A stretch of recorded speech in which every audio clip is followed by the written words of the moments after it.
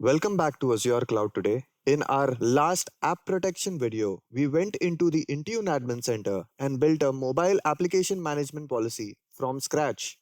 But a policy you can only see in a browser is hard to trust and even harder to explain to the people who actually have to live with it.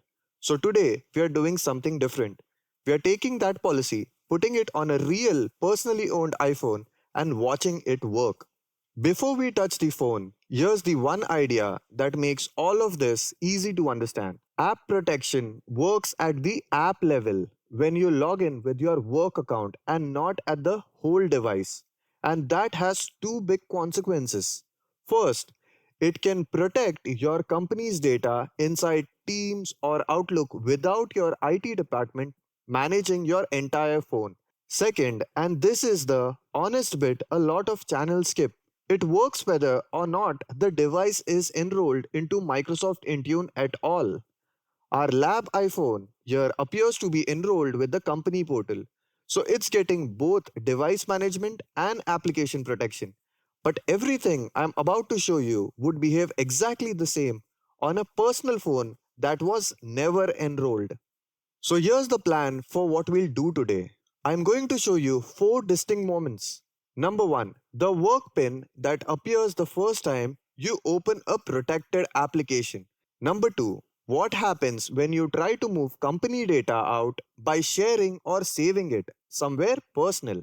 Number three, how the application relocks itself after a short period of inactivity even if you never closed it. And number four is the proof that your personal applications and personal data are completely untouched and out of this policy. We have logged into the Intune Admin Center with our global admin account. To apply the application protection policy that we spoke about, we will have to click on Apps at the left side over here and then select the platform. Over here it is iOS, iPad OS because we are applying it on an enrolled iPhone. And then we would click on the protection over here under Manage. If you notice over here, the policy name is Azure Cloud Today iOS App Demo. If you notice, the deployed is set to no over here right now. So let's click on the policy and open it. And then click on Properties under Manage. These are the application where all the application protection policy would be applied if we enforce it. So if you notice over here, the public apps is selected as core Microsoft application. So all the core Microsoft applications would have this policy. So let's edit the data protection and see that what policy would take effect over here. Over here, if you notice, send org data to other application. Over here, we have selected policy managed apps with open in share filtering. If you want to know most of the major settings of an application protection policy, then please click on the card attached on the top right of this video.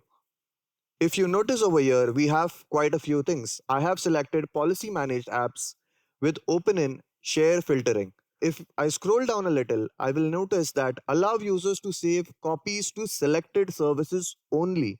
And if I click on the drop down, you would notice OneDrive for Business and SharePoint are the only thing that is allowed over here.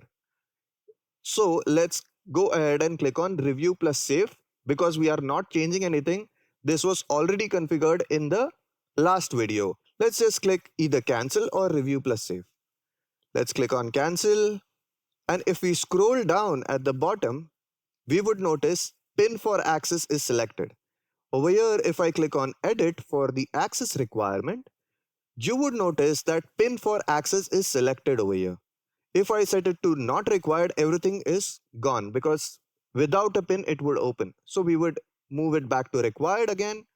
And the minimum password length we have set to 4. Sample pin allowed, like something like 1234 is allowed, 1111 is allowed. I have set face ID instead of pin to block at this moment of time because I want to show you that I am entering a pin. And recheck the access requirement after minutes of inactivity. This is the one that we spoke about. Over here, you can set it to whatever you like. But just to demonstrate this to you, I have selected this and kept it as minimum, which is 1. I will either click Review plus Save or Cancel because we have not really changed anything. Let's click OK.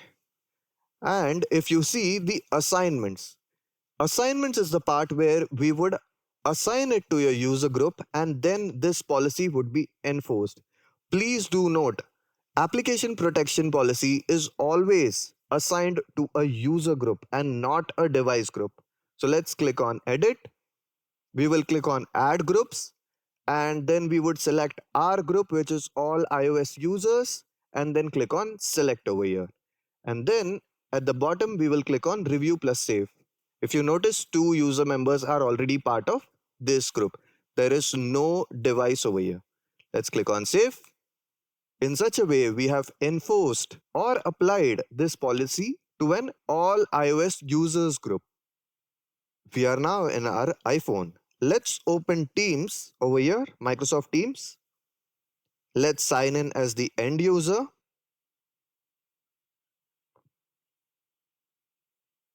Let's enter the password.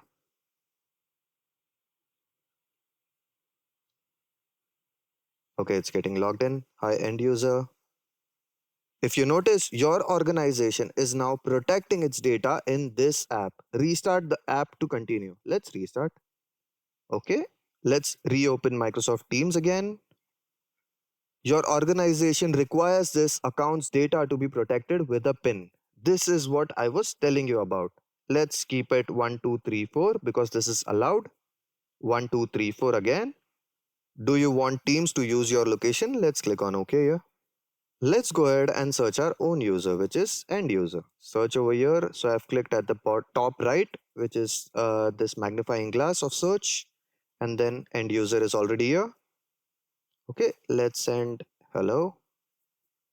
Let's now upload a document by clicking on the plus icon in the bottom left and then clicking on attach.